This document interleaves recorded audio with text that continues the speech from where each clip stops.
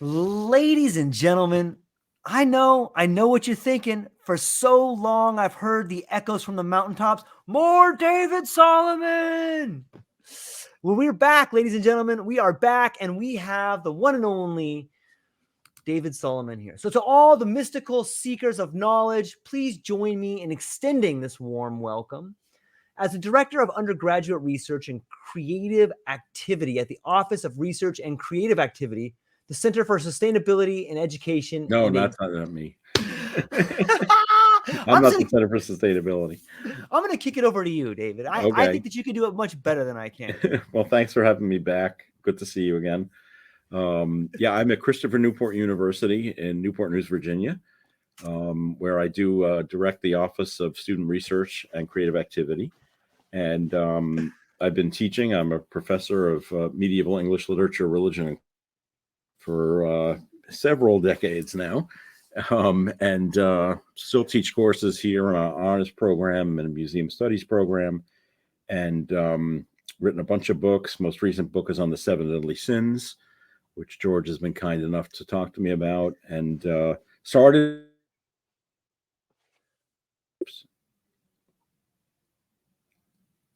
There we are.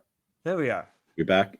We're back. Started my career off in graduate school, working on a dissertation on Catholic mysticism in the Renaissance. And so we've been talking for the last few meetings about various mystics. And today we've got Ignatius Loyola. So Ignatius Loyola. I had some ways in which I was going to phrase some of my questions. And one of them was like in this esoteric frame. I thought about starting off with something like, how did the convalescent interlude of Ignatius of Loyola metamorphose into a crucible for his mystic sojourn, birthing the alchemy of the spiritual exercises? But then I went, we have to delete ChatGPT from your computer. That sounds like a bad essay written by one of my students that was generated by ChatGPT. We should have a whole thing on that. Like, can you tell the difference between this and this? And I bet you that you can. I bet it's totally plausible. Yeah. Well, I mean, Ignatius is a really interesting figure. I mean, agreed. Founder of the Jesuits. He lived from 1491 to 1556, and he was a soldier who was really mortally wounded, and in his convalescence, as you said, in 1521, experienced a conversion and had a mystical experience. And from that grew the development of the Society of Jesus, the Jesuits, finally founded in 1541, largely but not exclusively as a reaction of the church to the Reformation, a way to help to defend the Catholic Church against the growing Protestant Reformation in the middle of the 16th century. Jesuits almost immediately became known for education and scientific study and travel. So, I mean, to this, and those are legacies that really we still feel today. I mean, education. I mean, several of the best universities in the U.S. were founded by Jesuits.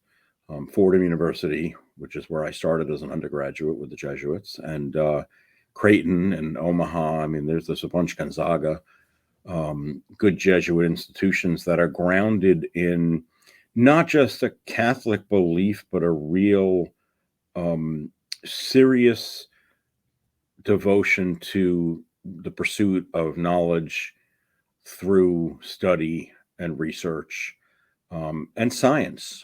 Some of the earliest Jesuits in the 16th century and 17th century were well-known scientists, which seems for a lot of people inconsistent with being, Catholic, but it was not. And also several that really traveled far and wide. Most notably, Matteo Ricci, who traveled extensively to China.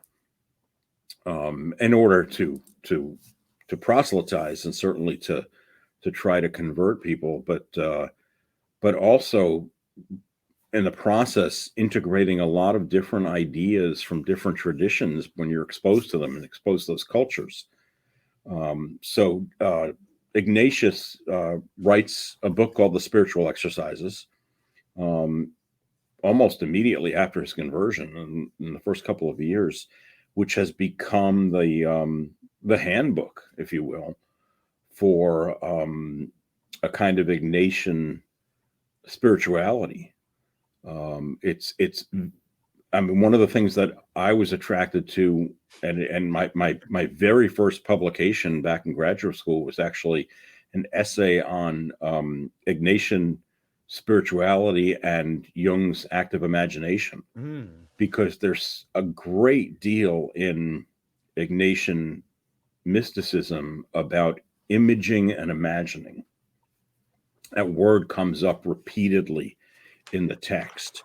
So much, it's, and I made a note here because, it's everywhere. That having what Jung would eventually call active imagination. But it's interesting because on the opening page of Spiritual Exercises, Ignatius writes that it's not an abundance of knowledge that fills and satisfies the soul, but rather an interior understanding and savoring of things. And so the spiritual exercises are really focused on reflection and contemplation, and not on an external pursuit. So a little bit different from some of the other mystics that we've looked at, and at the same time, similar to some other ones as well. But and the spiritual exercises is intended to be conducted. They are exercises. You have a director who directs you through the exercises. That's the way Ignatius laid it out and thought that it should be done. It's not something that really somebody can do on their own. It typically takes 30 days to complete the whole thing, but it sometimes can be adjusted for shorter kinds of retreats. But the emphasis in Ignatian spirituality and mysticism is on a personal, experiential encounter with God. So it is a very personal experience. It's a very internal experience, but it is an experience that you do have. I mean, it is experiential. In other words, the imagining that goes on is real. Sounds kind of contradictory, but and so I think that's a big part of what he's about. Yeah, I love the idea of the personal experience of the divine. And sometimes I think that may be the thread that strings together these different mystics that we've spoken about, is that it's their own, even though it's their own individual account of what's happening, on some level, we really resonate with that. And maybe you could speak, and I love the idea of imagery and imagination, and tying Carl Jung to Ignatius and the Jesuits. What is that something that's unique to the Jesuits? Is that this idea? Well, I mean, there's two different things going on, right? So there is that personal experience. Yes. I mean, if you read Ignatius's autobiography, which is absolutely a fantastic, very short text. It's not very long at all, but he tells you exactly what he experienced and what happened, and that's his personal take. Spiritual exercises, he's clearly writing for others. He's writing it as I say, a kind of a handbook, right, for other people. I'm just looking at the autobiography right now, and in the opening chapter of it, I'll just read a paragraph here. He talks about how in his convalescence, I mean, his leg had been severely injured, and it was broken and then reset and then broken again. And he actually refers to it in the English translation as butchery. And he walked with a limp for the rest of his life. It's amazing that he walked at all, to be honest, after what he went through. But he goes on to talk about that while he was in that recovery, he was given to reading, as he calls them, worldly and fictitious books. Usually, he says, called books of chivalry. So books about knighthood and that kind of thing. Right. And then he says when he felt better, he asked to be given some of them to pass the time. But in that house, none of those that he usually read could be found. So they gave him a life of Christ and a book of the lives of the saints in Spanish. As he read over them many times, he became rather fond of what he found written there. He was not a believer necessarily before then. Putting his reading aside, he sometimes stopped to think about the things he had read, and at other times about the things of the world that he used to think about before. Of the many vain things that presented themselves to him, one took such hold on his heart that he was absorbed in thinking about it for 2 or 3 or 4 hours without realizing it. He imagined what he would do in the service of a certain lady, the means he would take so he could go to the country where she lived, the verses, the words he would say to her, the deeds of arms he would do in her service. He became so conceited with this that he did not consider how impossible it would be, because the lady was not of the lower nobility, nor a countess, nor a duchess, but her station was higher than any of these. And he continues then, nevertheless, our Lord assisted him, causing other thoughts that arose from the things he read to follow these. While reading the life of our Lord and of the saints, he stopped to think, reasoning within himself, quote, what if I should do what St. Francis did, what St. Dominic did? So he pondered over many things that he found to be good, always proposing to himself what was difficult and serious, and as he proposed them, they seemed to him easy to accomplish. But his every thought was to say to himself, St. Dominic did this, therefore I have to do it. St. Francis did this, therefore I have to do it. These thoughts also lasted a good while, but when other matters intervened, the worldly thoughts mentioned above returned. He also spent much time on them. This succession of such diverse thoughts, either of the worldly deeds he wished to achieve or of the deeds of God that came to his imagination, lasted for a long time, and he always dwelt at length on the thought before him until he tired of it and put it aside and turned to other matters. And then he goes on to talk about how there was a difference then, and he developed a desire to imitate the saints, and go and he had an image of Mary with the baby Jesus, and this was his first mystical encounter. And it's interesting because this is having, as I say, I started my undergraduate education at Fordham University with the Jesuits, ended up writing my doctoral dissertation on Jesuits, and the Jesuit education, I mean, the way that one is educated in the Jesuit construct is so clearly developed out of Ignatius's autobiography and Spiritual Exercises. It's focused on being very well-rounded, getting a very broad sense of the world. I mean, I remember as a freshman, this is many years ago. I'm sure the curriculum has changed significantly now, but we had a core curriculum. And so all of us took, in our freshman year and sophomore year, we had to take a history class, a theology class, a philosophy class, and an English class.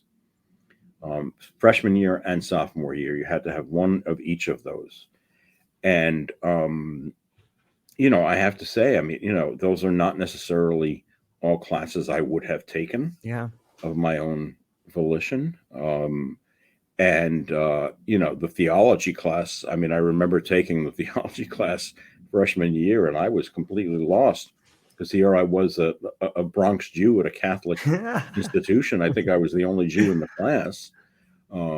It was Foundations of Christian Theology with Father Baldwin. And I still have the textbook somewhere here in my office from that class, because I remember when we got to the chapter on the Trinity, I was completely baffled. I mean, all these Catholic kids in the class understood exactly what he was talking about, I was like, what is this? 3 gods? What?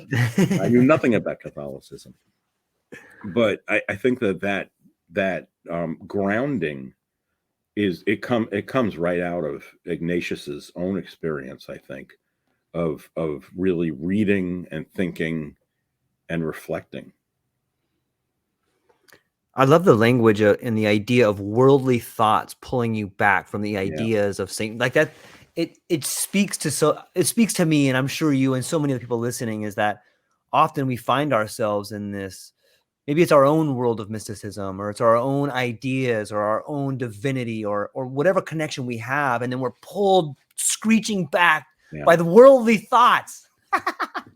And I think it's especially difficult, today. I mean, not just today as in today, because of what's going on in the world currently, which itself is enough of a mess, but just our contemporary world, and the fact that there is such a distinction and a division between what we would call the worldly and the spiritual. And people, I think, as we've talked about before, they kind of crave the spiritual, and the worldly keeps pulling them the other way. It's difficult not to. I mean,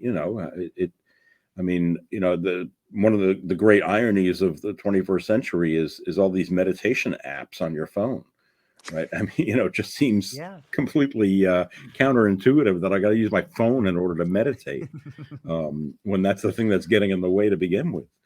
But as I think, what we are really experiencing is a real, just, I don't want to say conflict, but we're running up against a lot of the same things that Ignatius ran up against. It's just in a different guise, I mean, he had to deal with the world, and the world's not a pretty place in a lot of ways. It's, I mean, we don't want to go off on a tangent here into what's going on in the Middle East, but, I mean, the situation is so troubling for everybody. And, I think what's interesting is that somebody posted something this morning that I actually reposted on my Facebook page, and they said it's okay to be heartbroken for more than one group of people at the same time. This feeling like, well, you either have to be with the side of the Palestinians or the side of the Israelis. And it's like, you can be heartbroken for both of them. They're both in a bad situation. But I think part of the point of the spiritual exercises is to give people that break, to separate from the worldly and to focus on the internal and the reflective for a period of 30 days. But as I say, I mean, Ignatius is clear, and it's clear all throughout the early Jesuits' writing, that this is not something that you pick up and do yourself. You're supposed to have a spiritual director who's going to guide you through it, because there are things that you're going to encounter, as there often are when you do this kind of work, which are going to be difficult. And Ignatius knew that, and he believe that it wasn't necessary for you to struggle and go through that on your own.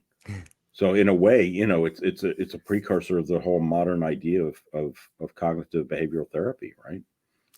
Of having somebody who you talk with. It's talk therapy. And in some ways, I think that's what spiritual exercises is. It's talk therapy. I think there's something to be said about rites of passage and ceremony, and the circle in which we talk, whether it's cognitive behavior theory or whether it's a ceremony that happens. When you're inside this ceremonial circle, it could be a church, it could be a gathering, whatever. I think that in that circle, everybody gets to feel the pain of the other person. And there's something really healing about that. When you talk about, hey, we're all here together. Or I've seen this really cool ritual where women who have lost children, they enter into this circle, and then the men surround them, and it's like this circle within a circle. And it's just like the imagery of that alone is kind of gives me goosebumps to think about. Like, here's these men holding space for these women who have lost something, but we've all lost something on some level. Right. I think that's what the Jesuit writings kind of get down to. And when you start thinking about, well, I mean, and a lot of that is you chalk that up to our whole concept of empathy, right? Of being able to empathize and being able to understand the suffering of others. Yes. And I think that's a challenging thing for us, to deal with, because I'm not even sure I know what that means to understand the suffering of others.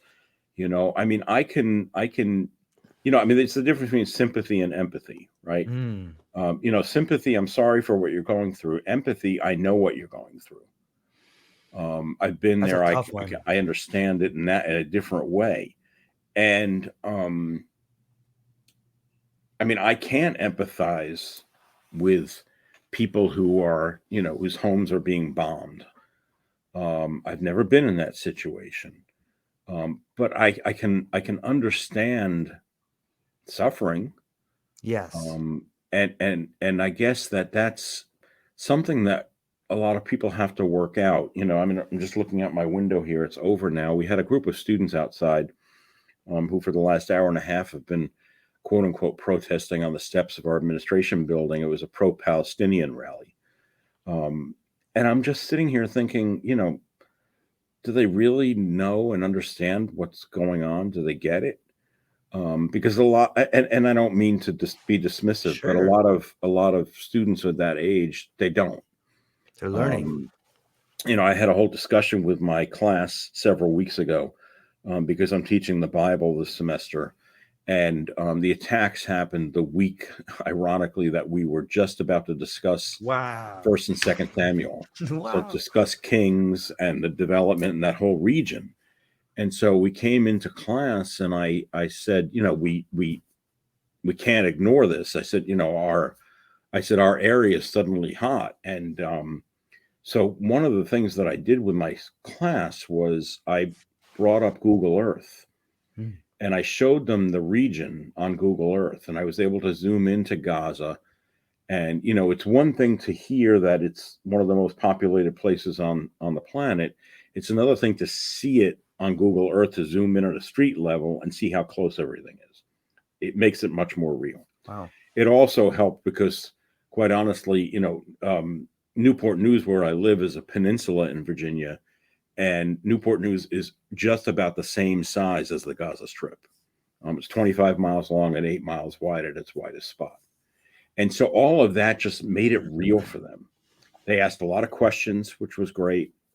They didn't know a lot, so I was, glad that they asked Yeah. questions. And one of my students at the end, actually, the end of that discussion for about 20 minutes, said, "Thank you." She said, "Because we don't have cable in the dorms, so where are we getting our news from?" And most of them, of course, are getting most of their news from social media, which is notoriously inaccurate. And so we've done check-ins just about every week to say, okay, what's going on now? What questions do you have? What's arisen? And I do think that all people, whether they're of my students' age or old men like us, George, who they want to have that capacity for sympathizing with people who are suffering. Mm-hmm. But the fact of the matter is that most of us lead pretty charmed lives, and don't really understand that level of suffering. And it's difficult to convey that, I think. Boy, that took us a whole different direction from Ignatius, but No, I sorry think it's about that. relevant. Not at all. I think it's totally relevant. And I love the idea of getting to hear students learn in real time, in a conversational setting, like where you sit down Yeah, and you talk about it versus like, I read this thing from this guy who has his friend that was over, like that's, right. it's Yeah, I like mean, third hand. I show them the live webcam of the Temple Mount. You can look at the Mm, Western Wall live 24 hours a day. And you can see how close everything is. The Dome of the Rock is right there. I mean, it's one thing to talk about the fact that these things are literally on top of each other. It's yeah. another thing to show it. And so I never forget, I had it up on the screen, and one of the kids in my class sort of got startled and said, "Wait a minute, that's live?" It's like, yeah, that's a live shot. You're watching, and it was like 1:30 in the morning, and there are people at the Western Wall. And so, as far as, the use of the internet when it comes to things like this can be really helpful, to make it, I think, more real. As you say, it's one thing to read about it in the textbook, but to see it actually is different. See, this is one of many reasons why I admire what you're doing. I feel like you're pioneering a whole new way of learning. I'm going to bring in this live shot of what's actually happening. We just happen to be teaching this part of Samuel right Yeah. now. Like, it's so interactive and so unique to what you're doing. Obviously, there's a reason you're the creative director. Like, you're creating new ways for people to learn. It's a beautiful, man. I love it. I mean, that came from, the attacks that just happened. And that day, actually, I was out with my family. We were out on a shopping trip up in Richmond, about an hour away. And thankfully, because I usually do bring it when we do these shopping trips, I had my earbuds with me, because I can't take the shopping noise.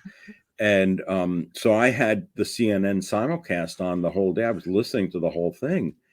And, I was thinking to myself, I got to go in and teach Tuesday night. How am I going to talk about this?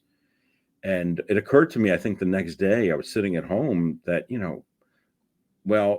they kept saying on the news that Gaza is one of the most densely populated places on the planet. It's like, well, how can I convey that and really show them? It's like, oh, Google Earth. Yeah, I love it. The pioneering, that's all I can think of. Like, that's the word that comes to it. And it must be done. Like, you have to find new ways to teach people about history that's happening as we speak. Like, it's moving so fast right now. Like, how do you possibly have an idea of I don't know, how do you incorporate the past when the future is moving so quickly right in front of you, right? Yeah, it's really hard. And because we live in a world where things are moving so quickly, Yeah. it's tough. I mean, I always tell my students, when I'm preparing them to go and present at conferences, I tell them what I do, which if I'm at a conference, the first thing that I do the morning that I'm going to be presenting a paper is I turn on the news. I want to see what happened overnight, because that may have changed the entire tone of the day. If I'm giving a presentation on, just let's say for argument's sake, on something to do with the Temple Mount, and overnight there was an attack there. If I don't know about that and I go and I give the same presentation, I sound tone deaf. And so I think it's really important to keep up on what's going on. Now, by the same token, of course, there's the danger of getting sucked into it. And I was for quite a while, months ago, and I really had to cut back on my watching of news because it had gotten out of control, and it was not making me feel good. And so, now I limit the amount of TV news I watch. I read my New York Times every day, and I'm watching updates throughout the day as they come across my phone. But unless there's a significant thing that happens, I don't usually switch it on during the day, because it's too much. It's overwhelming, especially because the news more than ever now in 2023 is so reliant on visuals, right? I mean, it's funny if people go back and YouTube, news broadcasts from the 1960s and 70s. Half of it is the anchor sitting there in the studio talking to you. There's no pictures, there's no video, there's nothing.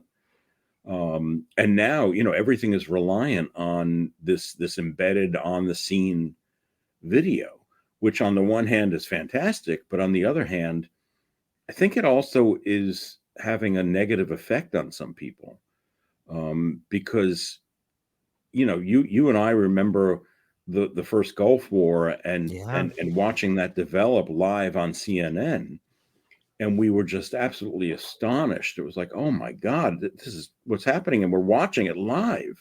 The bombing of Baghdad, we're watching this live with Wolf Blitzer, who, that's really his name. It's like, how is that possible? And but I think, and my students agree with me, they say that largely now we become desensitized to it. And so, we see this on TV, we see this on the news, this violence and this pain, and it doesn't have the same effect because we're desensitized. You know, and I don't know if there are other cultural issues to blame for that. I'm not looking to do that. But you know, I mean, when I watch film of the Twin Towers falling, it still gives me a chill. And I remember, you know, seeing it live, and you know, but I don't know whether or not later generations have that same sense. And I guess that's part of just growth and presentism. I mean, I suppose that you and I wouldn't have the same reaction to watching video of the bombing of Pearl Harbor as we would say to the attack of 9/11 or anything, you know, more recent memory, in our memory. So I don't know. I don't know. It's an interesting issue that we're going to have to deal with for the future here. But you know, I do encourage people. I mean, if you've never watched, I mean, go back and watch Walter Cronkite talking about Kennedy being assassinated. The anniversary of which is coming up next Wednesday. 2 weeks to the day after my birthday. And you know, most of it was Cronkite sitting there in the studio on the phone listening to people call in and talk to him and tell him what was going on. There was no video. And when he announced that Kennedy was dead, it was him in the studio announcing Kennedy's dead. There wasn't even a picture of Kennedy up on the screen. Very different now. Very different. And I don't buy into that whole visual learner nonsense. I mean, that pretty much has been debunked. But you know, certainly we're a more visual culture than we've ever been. Yeah, and that kind of brings you back to Ignatius, because I mean that's what he's talking about. What imagery and imagine, yeah, visioning, you know, the visual. I mean, so much of spiritual exercises is about imagining and images of Jesus and images of Mary, and thinking about this, and that's why I think it was such a good connection with Carl Jung's active imagination, because that's kind of what Ignatius is saying that you need to do is use your imagination in a kind of an active sense, actively engage with it. Let me bring it back for just another minute. Like, I think it's so fascinating to think about the ideas of you know, the last the Gulf War, or even Kennedy being assassinated, and the idea of someone sitting on the screen and giving you their words and then you imagining what's happening. In some ways, you know, in some ways you are, I want to stick to the topic of like imagining what 9/11 was for us. The next generation can only have our account of what happened. And all of a sudden, the further we ripple away from the event, the more convoluted it becomes. Sure. In some ways, that's exactly what's happening right now, right? Like how much of what's happening at the Temple Mount live cam are convoluted ripples of what happened thousands of years ago. How can anybody really thoroughly have an understanding of what it is? And it's fascinating. That's why, I mean, that's why so much there's such a stress. And I mean, Ignatius is doing it in the 16th century on experiential. On the experiential, you have to experience this. Yes. You know, and in higher ed today, we talk about experiential learning, right? That you have to go on study abroad trips, you know, do research, do internships. You have to actually have the experiences, because that's the way that you learn, not just sitting in the classroom reading about it in a book. And I think that, you know, that's what's so revolutionary about it. What Ignatius is doing in spiritual exercises is he's saying, yeah, okay, you're reading this in the book, but now you have to experience this. So you have to engage on a different level with your imagination and your intellect and have that experience. It's not just something that you're reading on a page. And that's a pretty new way of doing things. Okay, let me propose this radical question to you. Is it possible that the people who are in the midst of the worst traumas ever are the most fortunate people who get to experience spirituality? It seems like you're the closest to it. And I know that that's a radical thing to think about, but maybe we start looking at the Holy Land, we start looking, forget about even destinations. Like when you are close to death, Are you the person that's touched by spirit in a way that no one else is? Is that why so many people would try to walk up to that edge? Yeah. It's possible. I don't know whether they have the objectivity to be able to realize it. Yeah, that's a great point. Right. Yes. Because when you're in the midst of that trauma, it becomes all consuming, and the only way to perhaps be able to understand it is to then reflect on it and somewhat objectively in retrospect, if you're able to. Yes. I think that's what a lot of us do.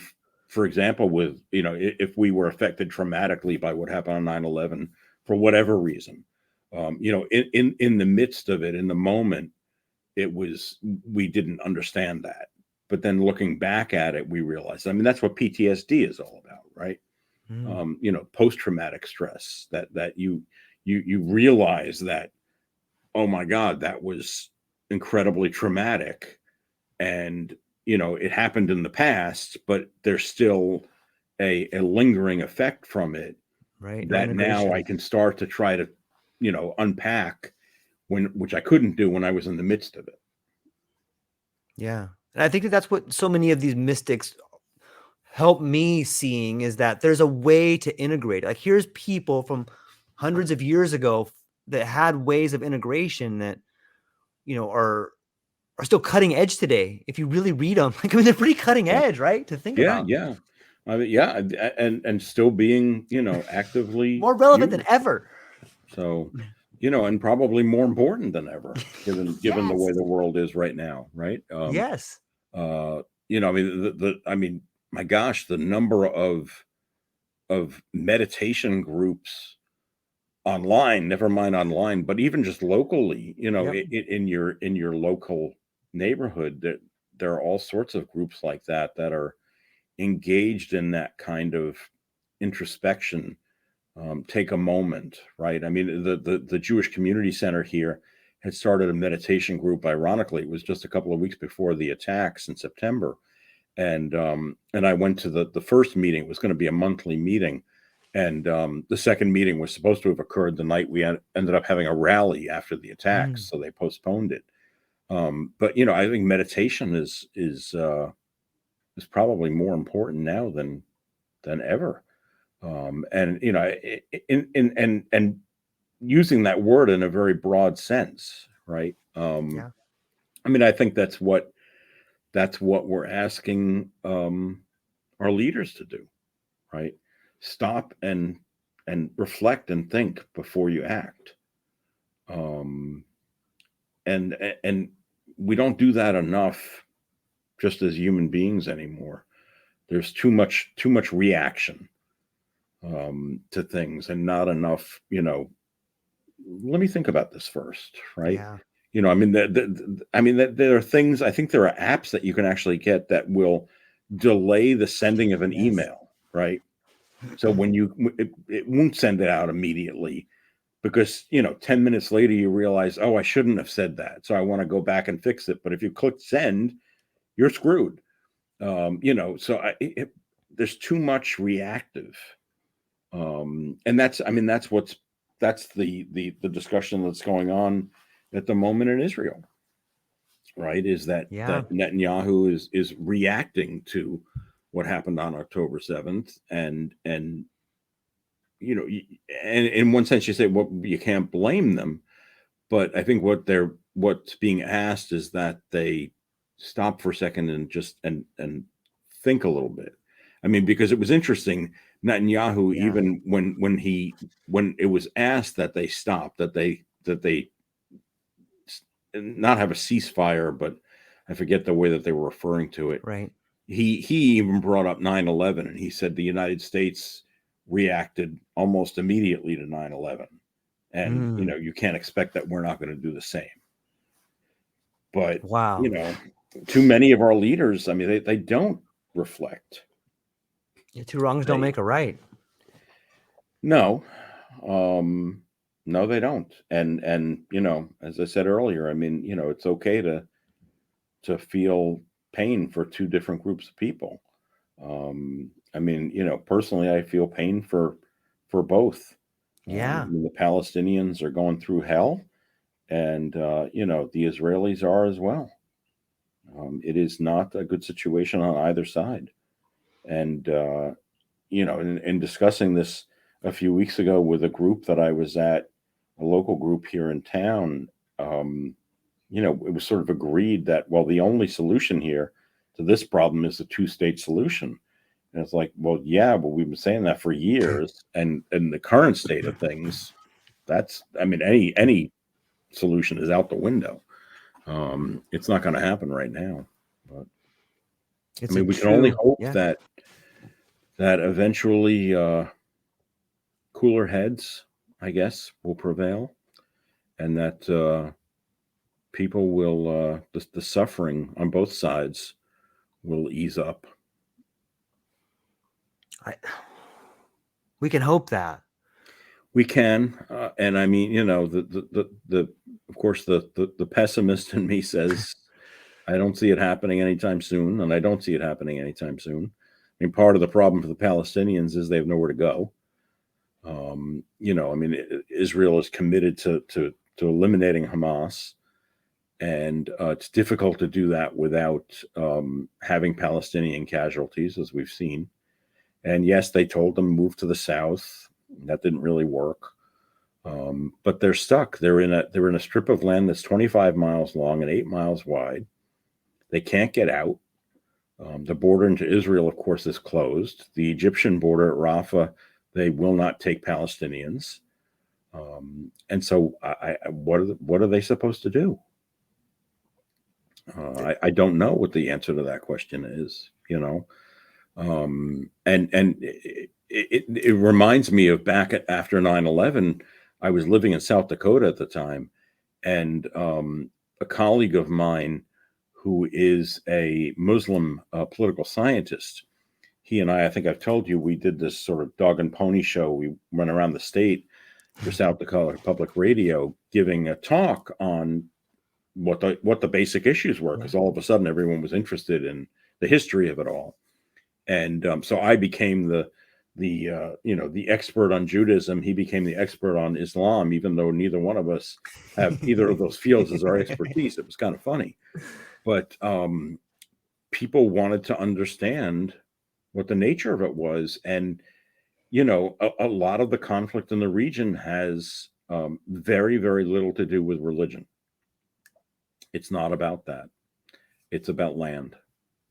It's about land that people see as being promised to them, and they want their land. And, the Palestinians and that's the problem. You're in a region there where there are a lot of different people who claim the land as theirs. And, I was watching John Oliver the other night, and he was talking about what's going on. And he said, I don't really have any solution to it. He said, and this is the last voice that you want to hear that coming from because of the British accent, because the British, of course, also responsible for screwing this all up to begin with. Right. So, it's such a complex problem, And I don't know. I have a colleague here who's Israeli. She's our new Jewish studies professor. I had coffee with her last week. She's flying home, I think next week. She's going to go home, I guess, for the Thanksgiving break. So she is going home. Her daughter is in the military. She's been called up. I don't know how you deal with that, how you cope with that. And not to mention, we haven't even talked about the 240 hostages who we know barely anything about at this point. We don't even know whether they're still alive. Yeah, it's like I think David and Goliath on so many levels. I can't help but look at that region and be like, oh my God, it's just transformed. Yeah. It's a different, and I'm speaking. Well, the interesting thing is that the area where Goliath was from, the Philistines, was part of what is the present day Gaza Strip was the Philistines area. Yeah. little further to the Wow. north, but the northern part of the Gaza Strip and then north was the Philistines' settlement when that occurred. In a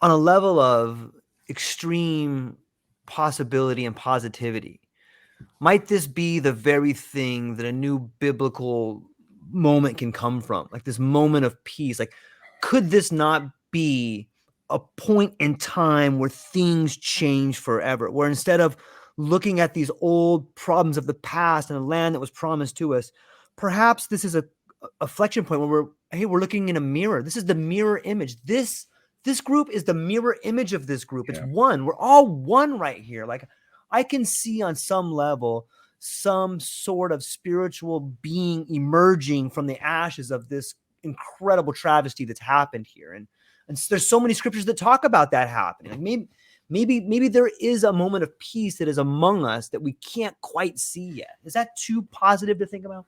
I don't know. I mean, I would hope that that's true. I think the problem is that we live, and this is not new, but we live in a world in which there's a lot of hate.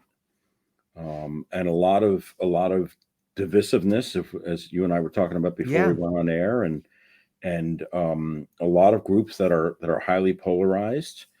And as we said, you and I earlier talking off air, some leaders who either get off on that or who benefit from it. Yeah, both. And so that's I mean, Hamas is, I mean, they were elected by the Palestinians to govern the area. Now everybody says, well, they got what they, well, the choices were really bad at the time. I mean, it was not like they had great choices.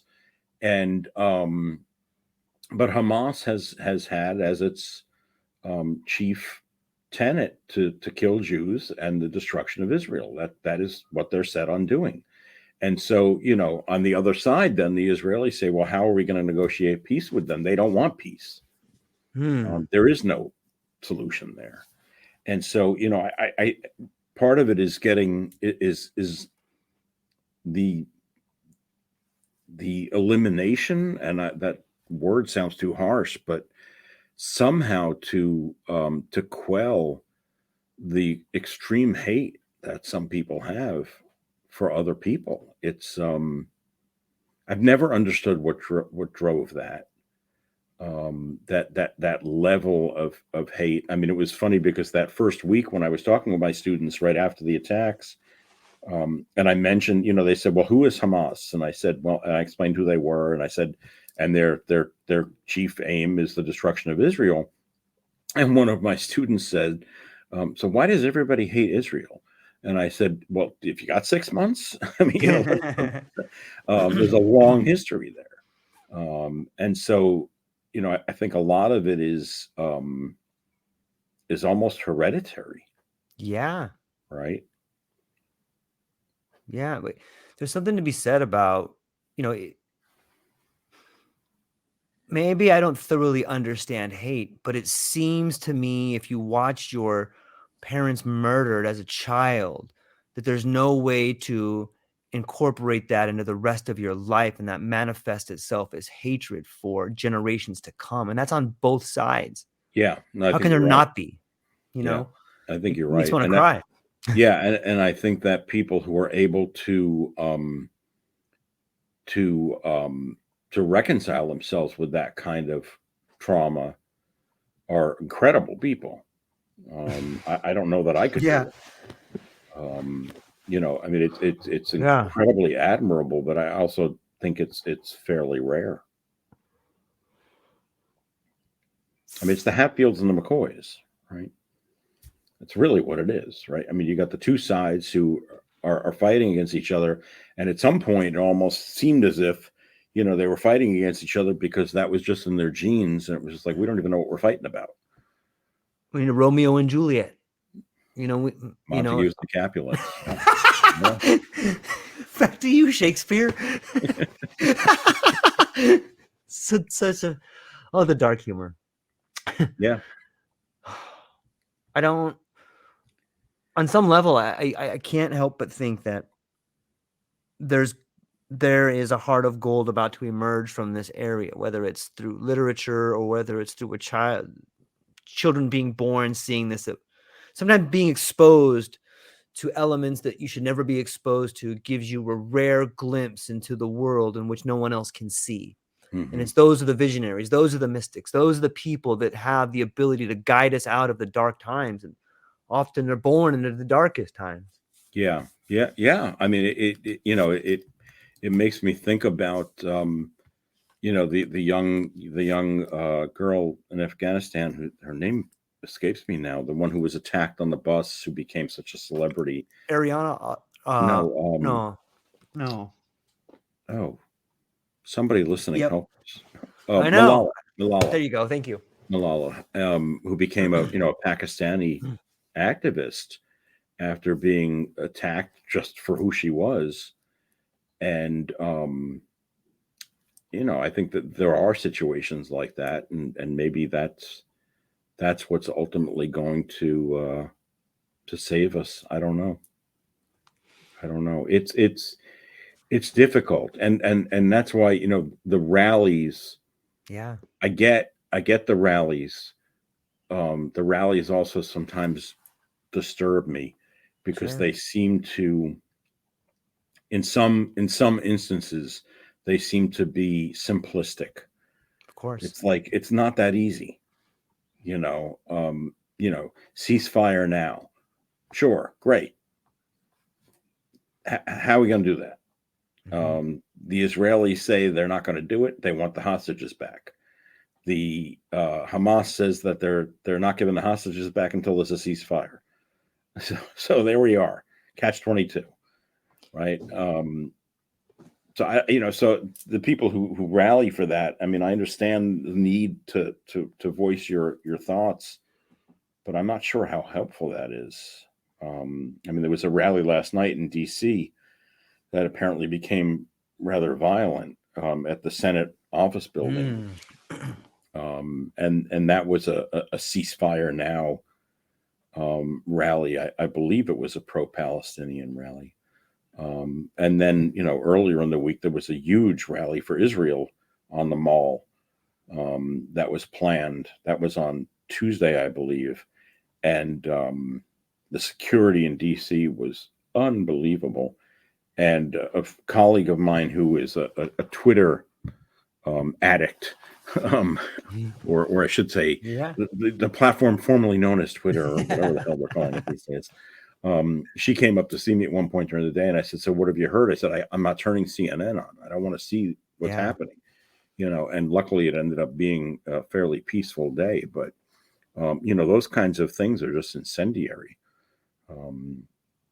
And when we had the rally here right afterwards at the Jewish Community Center on the Wednesday after the attack, it was packed. For one thing, I was really amazed, but it was funny because I walked into it and I was like, I don't think there are any police in Newport News who aren't here.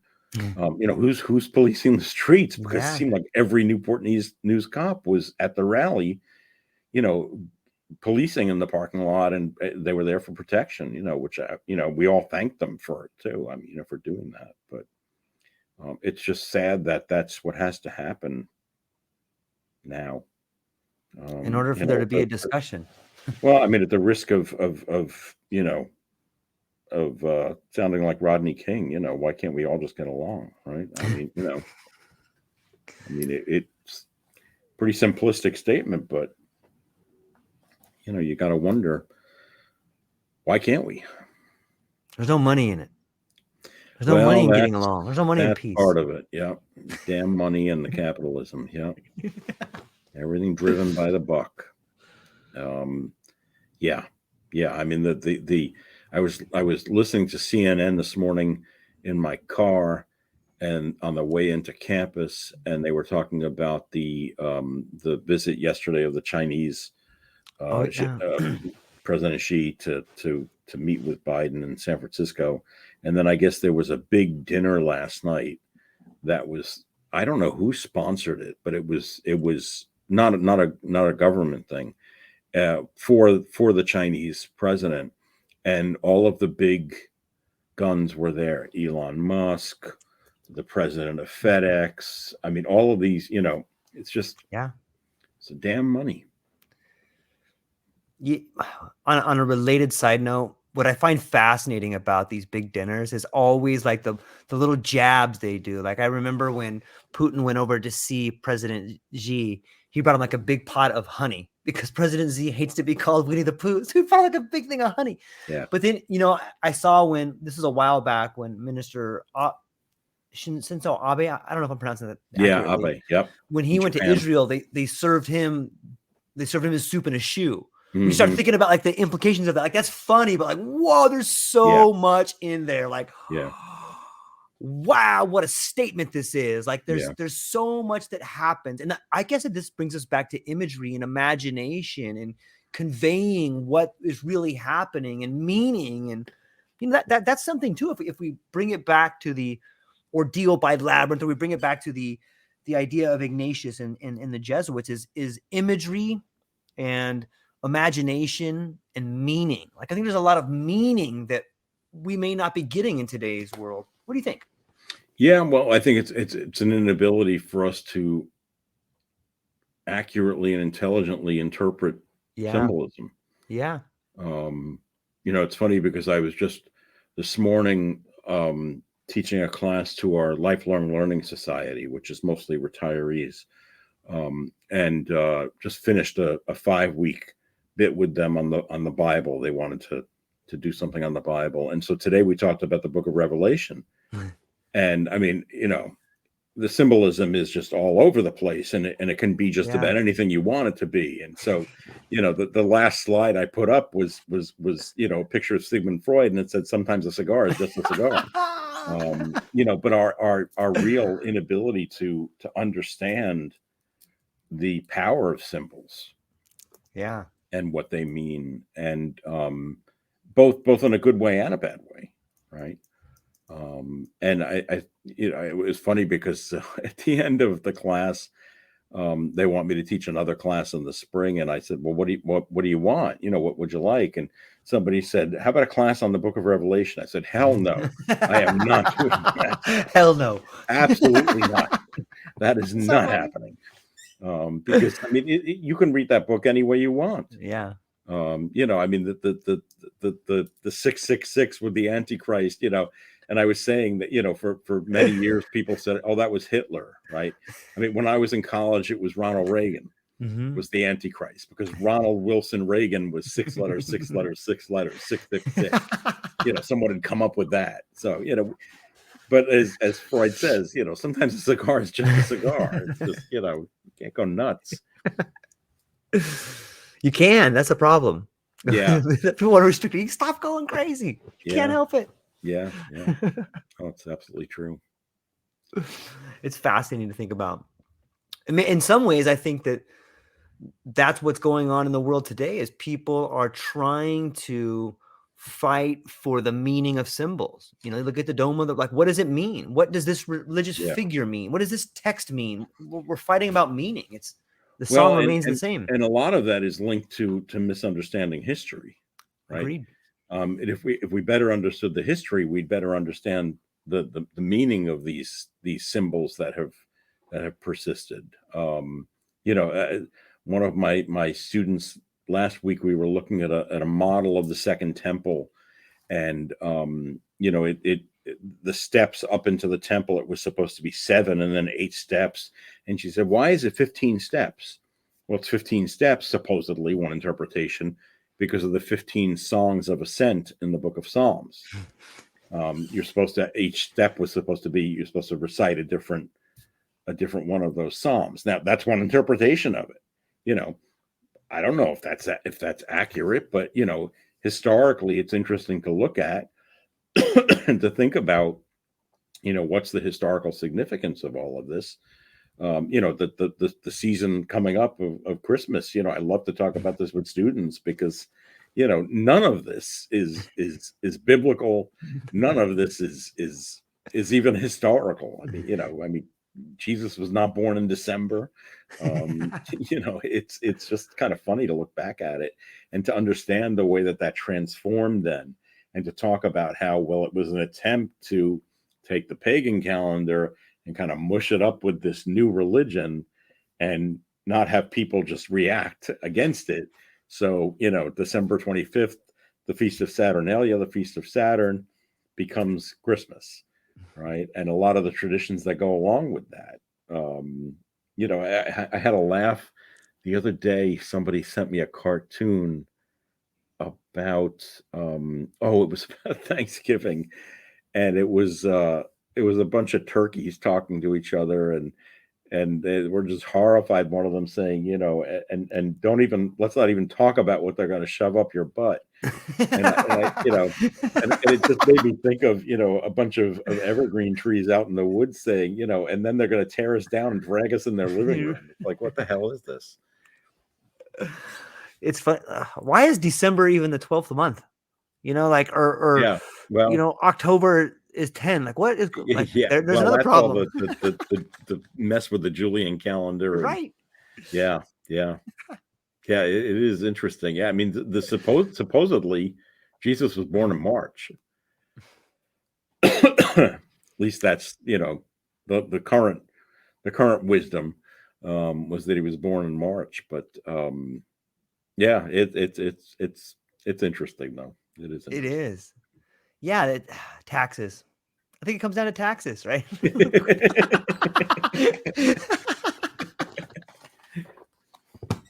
It's so funny to me. Oh, David, I love talking to you, my friend. This is awesome. Hey, same here. Good to be back with you, George. Well, I know we're coming up on our hour here. Yeah. I know we can't have this long of a break. This is what happens when we have too long of a break. Yes, we'll do another one soon. Okay. If not in a week, maybe 2 weeks, I'll have to look at the calendar and get back to you. Yeah, well, according to the true history, Jesus' birthday is coming up very soon. So. Yes. Yeah. Before I let you go, where can people find you? What do you have coming up? What are you excited about? Yeah, my website is David A. Salomon, SALOMON.com. And you can find links to my publications and speaking stuff and podcasts that I've done and all kinds of stuff, my consulting for education. So you can check that out. What have I got coming up? My wife and I are finishing a book on angels and demons and pop culture, which I hope will be out next year. I'm still promoting the 7 Deadly Sins book. In fact, I've got a book signing in a couple of weeks for it here in Virginia. And what I am excited about that's coming up is next semester I'm going to teach my museum studies course. And the students are going to curate their own exhibit, which is always fun. And starting to put that together and get a sense of what that's going to look like. So it's always fun to plan that. Yeah. And ladies and gentlemen, if you're listening to this, whether it's today, tomorrow, in the future, please go and check out the links. Please check out Dr. David Salomon's, his blogs, his books. The book, The 7 Deadly Sins, changed my way that I saw the deadly sins. And in some ways it helps me interact with them, if that kind of makes sense. But more than that, I think today was a very wonderful episode. And the part that I really want people to understand is the way in which you are creatively teaching people. I think that's unique to you. And I haven't heard a lot of people doing it. So thank you for doing it. And people who are interested, it's so true. You're pioneering in so many ways, and I love it. And I wish more people will come and see what you're doing so that it can expand like the ripples of a stone thrown into a clear, calm body of water. Okay, I'm getting out of control. Ladies and gentlemen, thank you for hanging out with us today. That's all we got. Aloha.